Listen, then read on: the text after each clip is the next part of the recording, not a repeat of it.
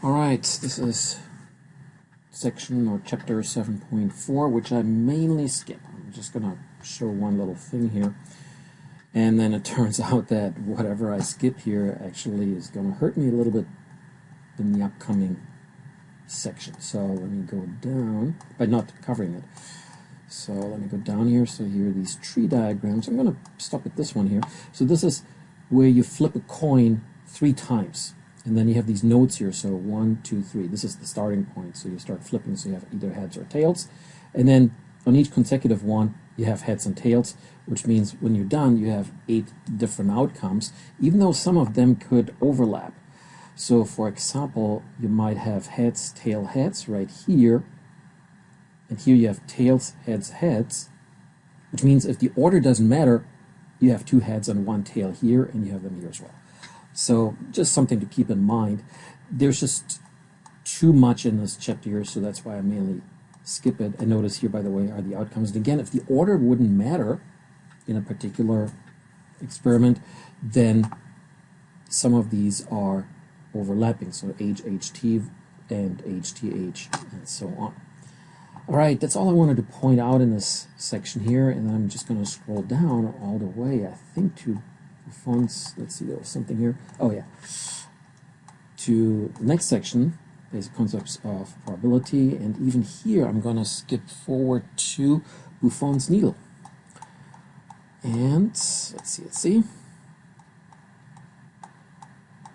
There it is. I'm just going to point it out that here it is here, and of course you have also a project assigned for this one. All right, and then I'm going to go to the next page where it's complements. Basically, what this one means is you have a certain probability, and the complement of that is the probability of the opposite. And if the probability for something is, let's say, 43%, then the probability of the opposite is 57%. And when you add the two together, you come up with that 1, which would be 100%. In order to compute one or the other, you would subtract 56% from, let's say 56, 57% from 100, which gives you then the 43%. I hope I kept using 43 and 57%. All right, so let's go to this one here. And I'm actually going to pause so I can turn the camera on. Alright, I might have figured this out with the camera, so let's look at this one here. If you roll 2 standard 6-sided dice, here they are, what is the probability that the sum will be 10 or less? Now, I know there's this table here, and you see these 36 outcomes, right? From 1 to 1 all the way to 6, from 1 and 1 all the way to 6 and 6. So 36 outcomes. Now, we could look at this table and, of course, add and so on, or we can just say, hey, let's look at the complement. If you roll 2 standard 6-sided dice, what is the probability that the sum will be 10 or less? Let's look at the complement, which is 11 or more. Well, there's really only 3 ways to do 11 or more. One of them is the 12 with 2 6s, and the other one is a 6 and a 5 on these 2 here, this way, or the other way around, to have a 6 and a 5 like that. So there are only 3 outcomes for this one. So when I compute that, then I get the probability. I'm trying to actually get it. Try to write here. Probability of this event of getting less or 10 or less, 1 minus the probability of the complement event. Well, the complement event again was 11 or more, and I figured out there's only 3 possibilities there. The 6 to 6, 6 and 5, 5 and 6, and I know that I can think about it or look at this chart here that there's a total of 36 possibilities. So which means when I subtract that now, 1 minus 3 over 36. So subtracting fractions, not the easiest thing to do, but in this case it's not too bad. 36 over 36, of course, is 1. So I'm going to come up with 33 over 36, which is then the same as, because this can be reduced by 3, notice both of them are divisible by 3. So 11 over 12, and when you look in the textbook, that is indeed the correct answer here. Alright, let's look at the next one here. So if you flip a coin 3 times, what is the probability that at least one flip will come up tails? Let's look at the complement, which is, if you flip a fair coin 3 times, what's the probability of, what is the complement? Well, no tails coming up at all, because it says at least one flip will come up tails, which means no tail is going to come up at all. So you do the first coin here. Does it say, oh, it's one coin. So here you only come up with the head, and then on the next one you're also going to come up with the head, right?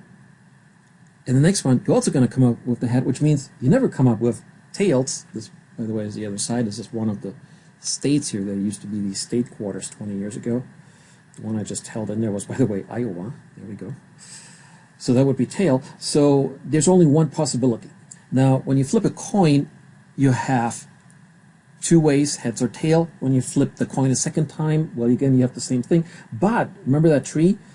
You have, like the first time, you have 2 choices, then you have 2 choices again, which means there's 4 outcomes, and some of them are doubling up if you don't look at permutations, combinations only, and then you do it a third time, so you're going to have 8. So 2 times 2 times 2, you have, at the end, you have 8 possible permutations that, of course, are kind of, some of them are overlapping, but only one of them will have no tails at all. So the computation then is going to be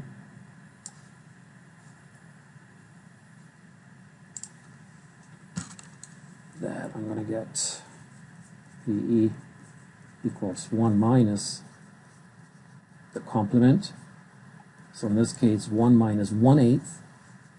There's only one outcome, and the one outcome is I cannot hold 3 coins at once here with 2 hands, so it's a little difficult. So there's only one outcome for me to have 3 tails here.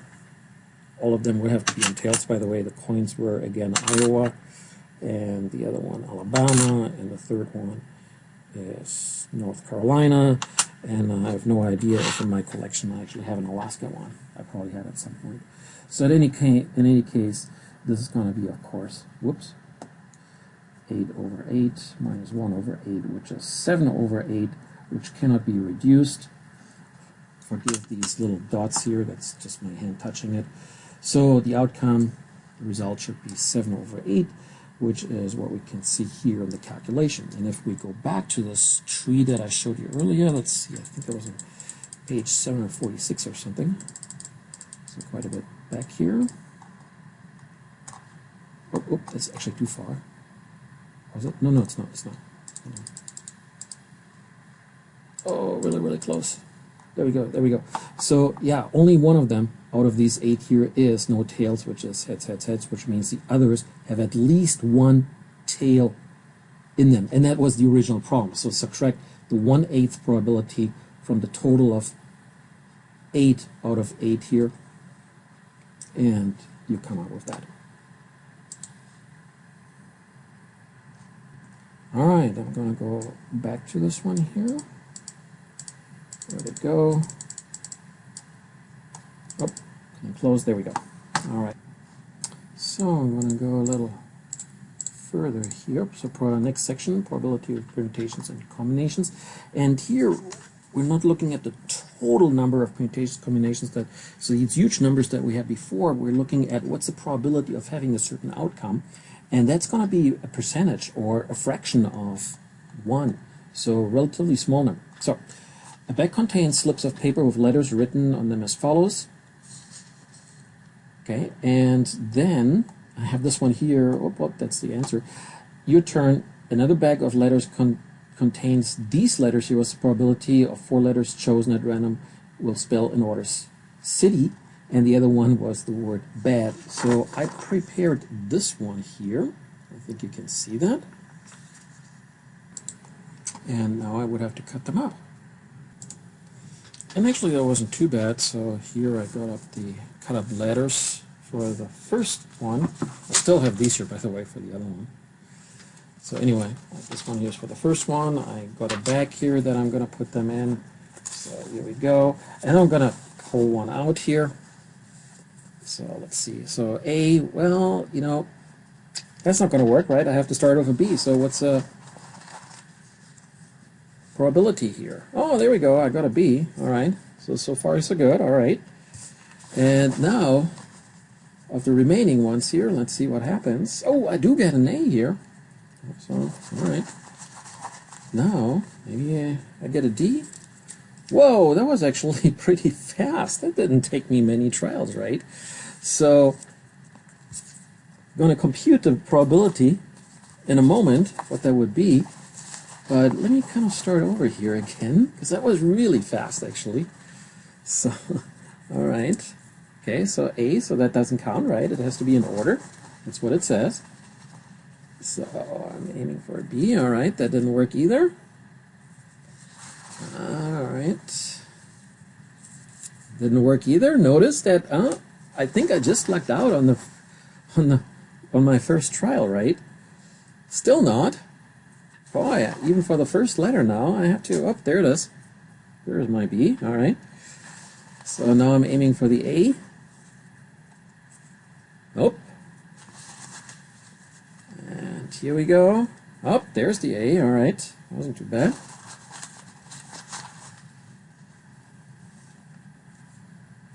And there we go. All right, that didn't work. And there it finally is, right? So not too bad, but the actual idea is that I really start totally out with this one here, and if I don't get it, I really have to start all over again. So let's compute the probability, and this is what's happening here is we have a total of 2, 5, 7, 11, 12 letters. And I think I'm going to switch over to my favorite blue and make this a little bit smaller here. So we have a total of 12 letters. And we're supposed to take 3 letters out. And we're going to compute the entire permutations, which will be a large number, as we know. So, all right, so one of the calculators is this one here. I'm going to change this to 12 and 3. And so we get a total of 1,320 permutations. And I click on the list here, something strange might, oh, it actually did it. There we go. So here are the combinations, and we can actually see in here the word bad will be in here. It actually only lists 110 total ones. That's kind of interesting. It doesn't list all 1,320 because it says your items have duplicates. There's a warning. 110, by the way, will not be the final answer. The final answer will be 55. I'll show you that in just a moment. So the BAD is somewhere in here. There it is. There's the word bad. There we go. Okay. Anyway, so we come up with, whoa, what happened now? Oh, I took out the wrong thing here. There we go. So this is 1,320.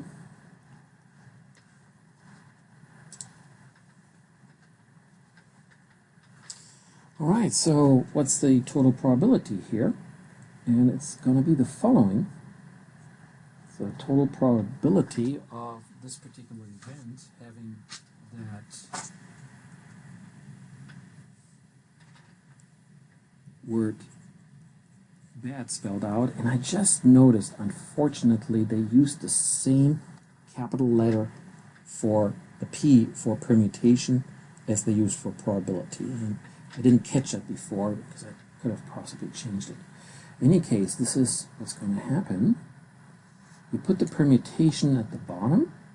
So in this case, it would be 12, 3, which is going to be 1320. And at the top, you're going to put the number of letters that are duplicates that you need. So you have the B in here 3 times.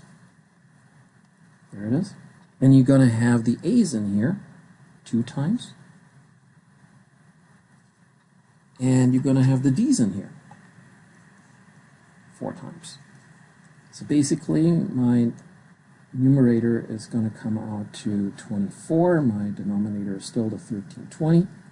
And when I divide that, I come up with 1 over 55. So my chances of getting actually the letters B, A, D, in one swap are actually only 1 in 55. And it was much faster because actually I should have started totally over again every time I hit a roadblock. I actually kind of continued on. So technically this is what I should have done. Take 1 out. That's a D. Start over again. Take 1 out. That's a D. Start over again. Take 1 out. Another D. Over again. All right. C. Start over again. And notice that, wow, I'm getting pretty close to this 1 over 55 here already, right? Okay, at some point I will actually pull a B out here, won't I? Still not. It's an E. There we go. Still E. Still wrong, right? Maybe I don't have any B's left in here. No, oh, see, I really lucked out the first time. No, I really don't have any luck at all. Which is, of course, the probability here being very small. Okay, this is not gonna... How many B's do I have in here? 3?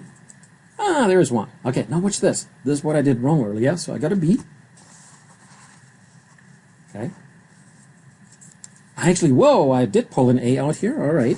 That's what happened kind of like the second time around earlier, too. And now a C, but now I have to start over again because I have BAC. And that's kind of what I did wrong earlier. So now I have to start over again. So none of these actually work. And start over again. And start over again. So at some point within 55, I might get actually 1, or within 220, I might get 4, and so on. All right. So let's look at the other one with the city here. And by the way, here's the 1 over 55. Did I actually not show that? Yeah, I can show you on a calculator. 1,320 divided by 24 is 55. And then when you reverse it, it's 1 over 55. By the way, these kind of bug me here. So there we go. Okay, got rid of them. So now finally the city. I counted there's 16 letters here. You take 4 out. I'm not going to do that with my bag here. But here's what we should get is 16, 4, and we get permutations, 43,680. Again, they're only going to list a few here. I put the letters down here. So almost 606. So I'm thinking that the result might be 303, somewhere around there. I'm not sure what the difference is here. By the way, the word city is, where did it go? Where did it go? There it is, right there. Because here it warns us, hey, we have duplicates. All right. So let's see. I'm going to go here to my canvas. At least I try to. So here again is the probability of the event, which in this case is the word city. So here I have a permutation of 16. Oops, that was a little big. Oh, I did erase it. Yeah. So permutation 16 and 4, which is that huge number, 43,680.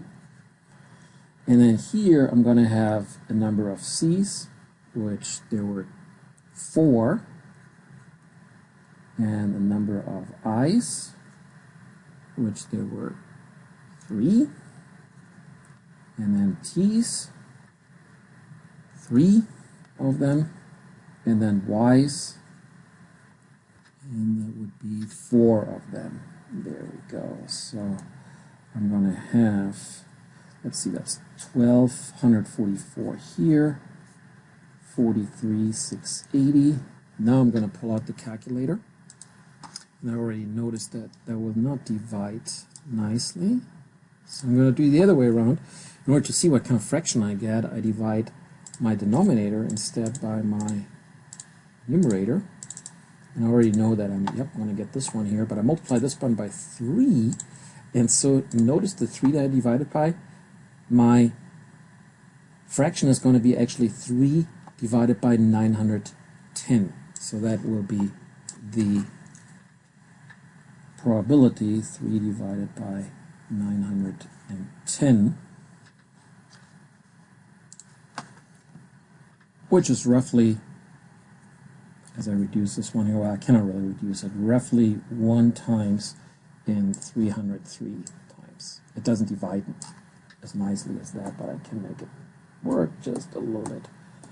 So here we go.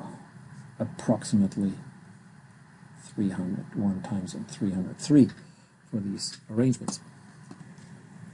Alright, and the others that I have marked down for myself to talk about would be the roulette, a few pages down here, but I just want to point out that on a roulette, which was the original image, by the way, if you go to that very first one right here, right, and now I have to find my space here again, which I don't, of course. There's the roulette. Oh, there's the roulette again. All right, okay, we can see it spinning here, and this is actually different on a different page.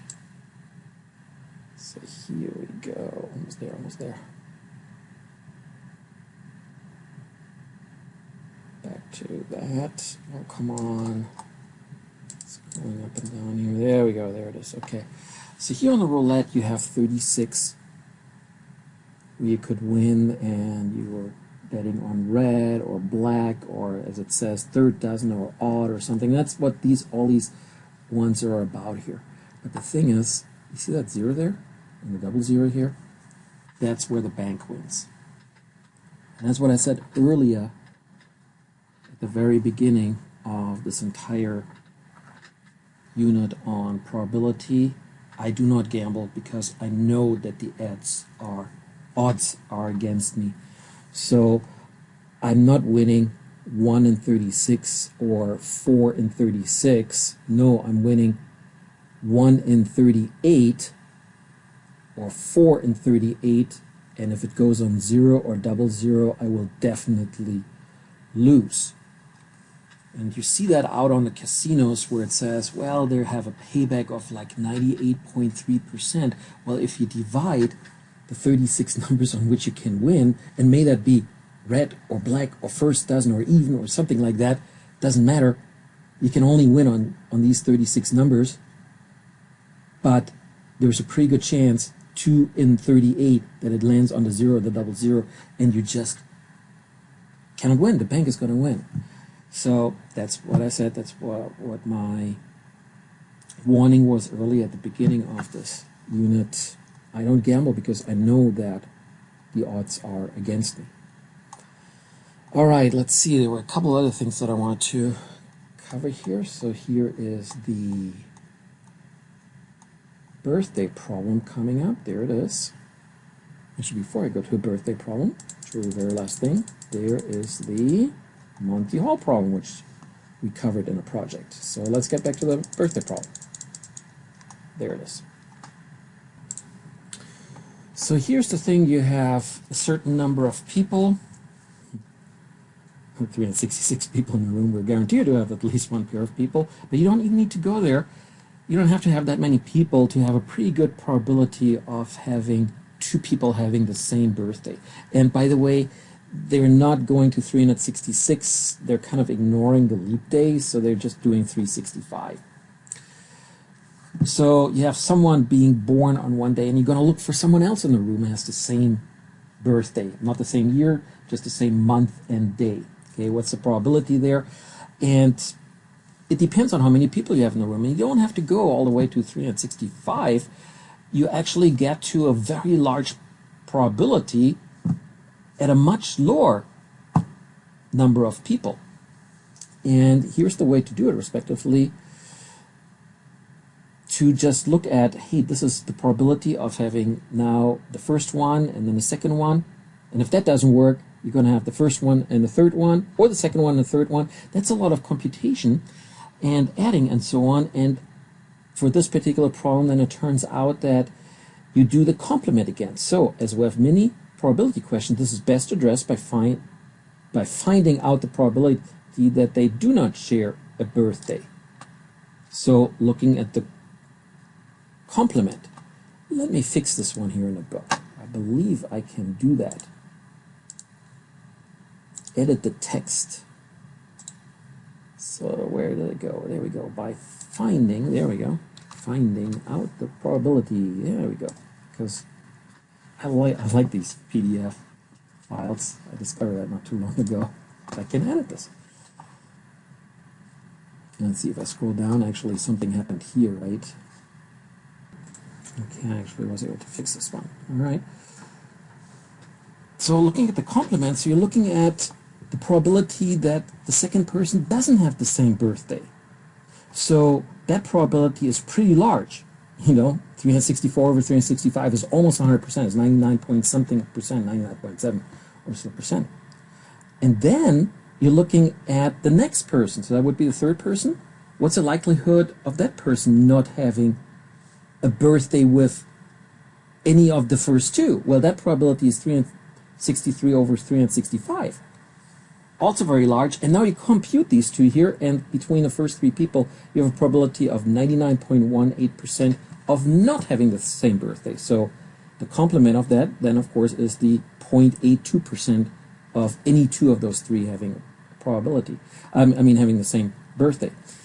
And then you keep on going. So now the next person and the fourth person would be times 362 divided by 365.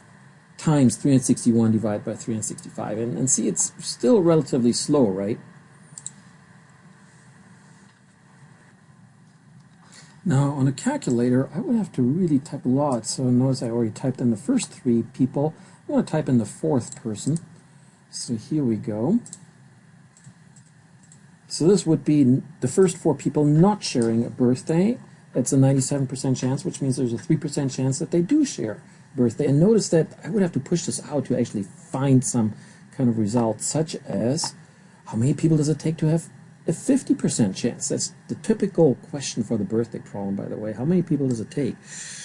And so this one here is really slow to compute. I figured out a formula, and it involves the permutation. And let me show you that. There we go. It's combination, right? That's what I'm saying here. I said permutation a moment ago. Watch this. 365, 350. So I take 15 people. You know, the first 15 people. So 365, math, probability, and here's the permutation. And 350, there we go. And watch what the calculator is doing. Overflow. I can't do anything about it. It's just not going to do it. The number is so huge, it just cannot do it. In fact, I have this one here. When I type this in with the 365 and 350, which means 15 people are at this party in the room, then this is the number. How many digits does this have? It's like 200 digits or something like that, and the calculator's just not going to do it.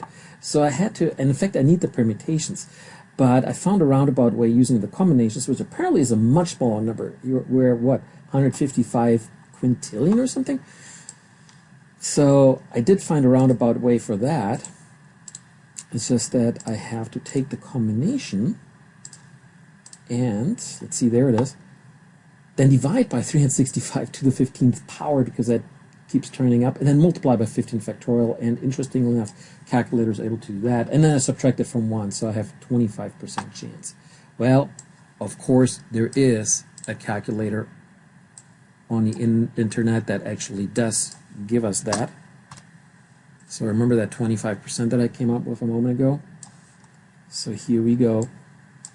This would be 60 people. This is the birthday problem. It says right there, birthday problem. So I'm going to put 15 people in the room in here, and you will see we come up with the same 25% I just calculated on the calculator. So 25% chance that two have the same birthday. Let's see, let's go up to 20 people. 20 people, we have a chance of 41%. Let's go up to 23 people. By the way, I do know the answer. And we're going to come up, here we go, 50% chance if you have 23 people in the room. If you go up higher, 30 people, let's see what we get. 70% chance. If you go higher here, I had 60 on here earlier. The chance actually goes up to, let's see, there it is, 99%. Right? A little bit surprising, like 60 people. Yeah, when you compute the probability, it is actually that high that if you have 60 people, it's very, very unlikely that two people do not share a birthday. And again, the cutoff or the come even point is the 23 people. That gives you the 50% chance. By the way, I could have turned on the webcam.